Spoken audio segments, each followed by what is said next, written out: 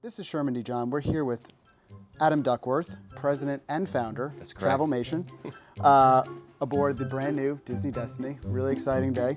We're going to talk about this new ship. Are you ready to jump in? Ready? And this is Insider Travel Report.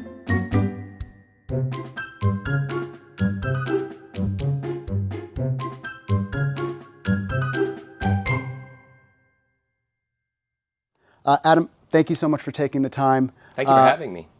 Tell us a little bit about Disney Cruise Line, how it fits into your overall company mission, your kind of role and how that works. We have been a Disney Affinity travel agency since we started in 2012. So Disney Cruise Line has always been a large part of our, what I would call, heavily marketed portfolio to the public and clients, and really advisors alike.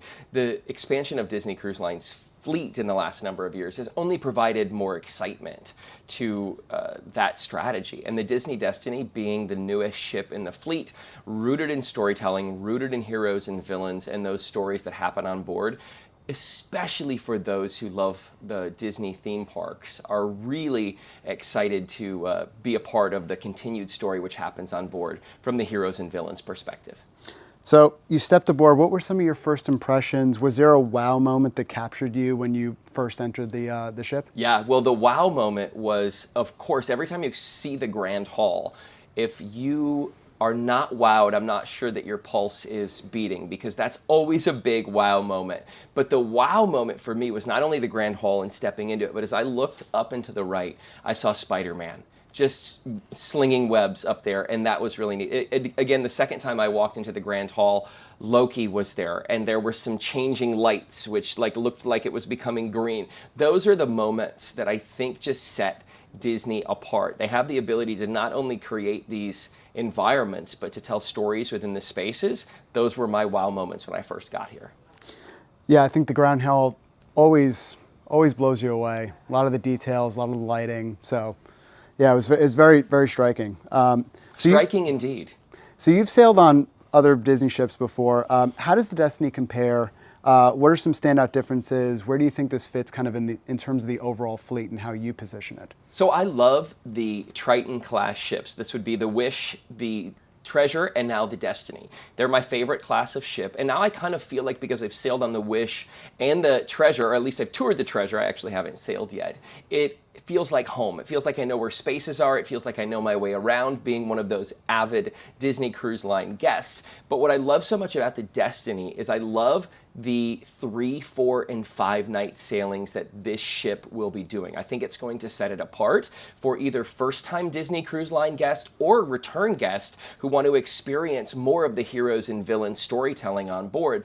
But because this ship is not only the newest, all the marketing will be obviously focused on the Destiny. There'll be a lot of excitement, but we can say to guests who are interested in trying this for maybe the first time, hey, the Destiny, Port Everglades, really new, unique port that Disney is sailing from and putting a lot of resources into. They built a terminal there, but the itineraries are 3, 4, or 5 nights. So you could dip that big toe in the water, shall we say, and experience this for the first time. That's why the Destiny is exciting us.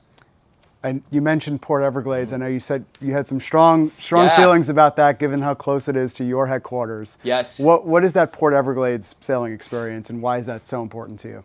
I moved to Fort Lauderdale, Florida over 17 years ago now, and my family lives right downtown Fort Lauderdale. We are now considering, like, when people ask us where you're from, it's no longer Southeast Michigan, which is where we grew up. It's Fort Lauderdale. Fort Lauderdale is a unique South Florida town. It is a melting pot of culture and from folks from all over the world, and our infrastructure is really strong. FLL has become one of the largest airports in the US. I know it's in the top 20, I think. I also think that Port Everglades has become one of the most populous cruise ports in the United States. And here's the cool thing, 5 to 10 minutes from FLL. You could get a pre or post night hotel on the beach, have a beach experience, or you could have a city experience. There's so much food, shopping, entertainment, dining in this area. And so if you think about some of the other ports where if you fly in there, even Miami, our sister city, you would be spending 30 to 45 minutes getting from MIA to the Port of Miami. But in Port Everglades, you're about a 10-minute ride, which is awesome. So the convenience of Port Everglades is something that we are really touting to clients and letting them know about.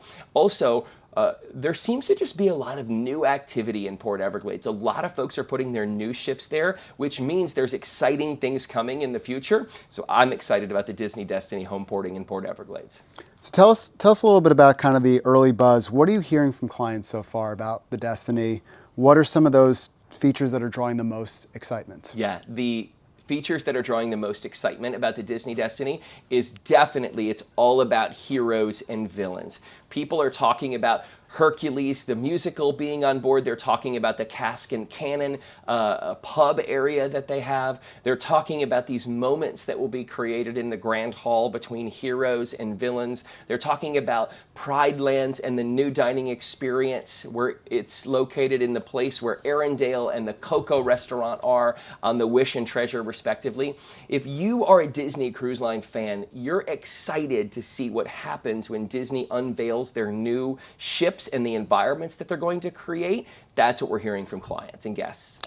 The overall cruise line has been growing pretty rapidly. Why do you think those offerings are resonating so much with clients? I think people want to cruise. I think people are excited about cruises, and I think there's more cruise lines, large ships, small ships, expedition ships, luxury ships, family ships that are debuting in our industry, which is only good for us, specifically as travel advisors. More product to sell means that we're able to market more and send clients to different places and guests to different places. So I think cruising is continually on the rise. If you look at the numbers, a very small percentage of human beings on planet Earth have actually taken a cruise. There's a lot of folks who want to experience this. We're here to put them on board. That's great. And shifting gears a little bit to accommodations, did you get a chance to view some of the staterooms? Yeah. What do you think of some of the different accommodations, and where do you think those fit in terms of appealing to different customer segments? Yeah, so there's no doubt Disney is known for the size of their staterooms. That is something that Disney Cruise Line has always been known for. You're probably going to pick up a few square feet depending on the cabin category that you're in, but they're also themed to heroes and villains along the way, which is also very special. One of the things I love about going to my stateroom is I saw this huge Maleficent dragon as soon as I got off the as soon as I got off the elevator, and then I saw Sorcerer Mickey on another one. Those are the special touches you'll see going to the stateroom. But I would also tout the Disney concierge class staterooms, which would involve suites and those kinds of things.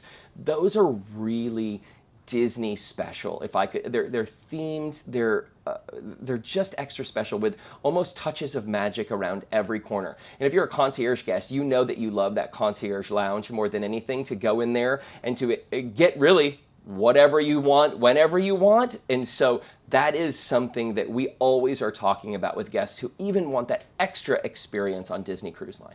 And when you think about crafting an itinerary for a client, either first-time cruiser, Disney loyalist, what are some of those must-do experiences you always recommend on board? Yeah, so the must-do experiences that we always recommend on board are making sure that you go to see the shows. Disney entertainment is unlike any entertainment at sea.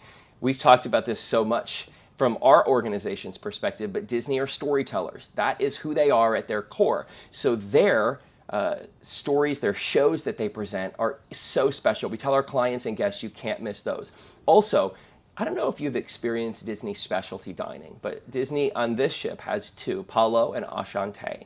Disney specialty dining is, again, a cut above the rest from anything I've experienced in our industry. So if you're looking for that special dining experience on board that you can't get anywhere else, we tell our guests to not miss those. Great. And just wrapping up with, you've had a chance to get your kind of proverbial sea legs. Do you have a personal favorite space or hidden gem on the ship that you've noticed so far? Yeah, so I always love the Cove Coffee Bar, by the way. That's a place that is not unique to the Destiny. However, if you're trying to get away and sneak away and do a little work or get a cup of coffee on board, it's an awesome place. But if I were to say my bottom line favorite space I've seen so far on the Disney Destiny, it's Cask and Cannon, which is the Pirates of the Caribbean themed pub and bar experience.